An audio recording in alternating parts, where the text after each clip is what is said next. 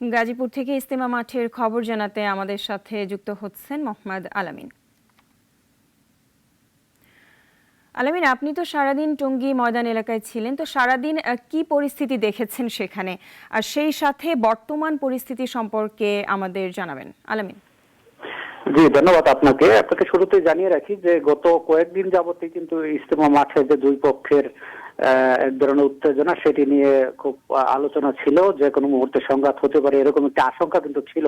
তো আগামী শুক্রবার 20 তারিখ যেটি জোর ইজতেমা যেটি হওয়ার কথা ছিল, সেটিকে কেন্দ্র করে গত ভোর রাতে কিন্তু এক ধরনের সংঘর্ষ হয়েছে এবং সেখানে 3 জন নিহত হওয়ার খবর আমরা পেয়েছি এবং একটি পক্ষ দাবি করছে যে 4 জন নিহত হয়েছে।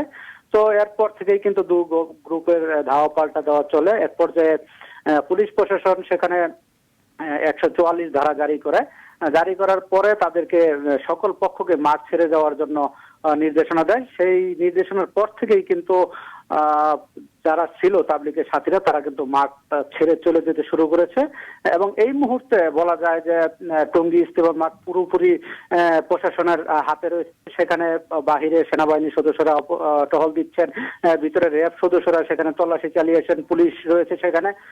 এছাড়াও আশেপাশে 3 কিলোমিটার জায়গা জুড়ে কিন্তু 144 দ্বারা জারি করা হয়েছে। সড়কে যানবাহন খুবই কম রয়েছে এবং মানুষের চলাচল এখন পর্যন্ত বলা যায় যে সকাল বা দুপুরে যে পরিস্থিতিটা ছিল এখন অনেকটা স্বাভাবিক রয়েছে এবং যারা স্থানীয়রা আছেন তারা বলছেন যে আলোচনার মাধ্যমে একটি সমাধানে আসা দরকার এবং এটি হত্যা বা মারামারি কোনো ধরনের কাম্য হতে পারে না। দুই পক্ষের সাথে বসে সুষ্ঠু একটা সমাধান তারা চাচ্ছেন। তো বলা যায় এখন পর্যন্ত পরিবেশ শান্ত রয়েছে, আইন শৃঙ্খলা বাহিনী নিয়ন্ত্রণে রয়েছে টঙ্গী ইজতেমার মাঠ।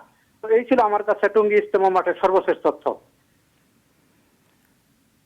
আলামিন, আপনাকে ধন্যবাদ। দর্শক সহকর্মী আলামিন জানাচ্ছিলেন বিশ্ব ইজতেমা ময়দানের সর্বশেষ খবর। Double million offer Walton fridge কিনে পেতে পারেন 20 লক্ষ টাকা, রয়েছে কোটি কোটি টাকার নিশ্চিত উপহার।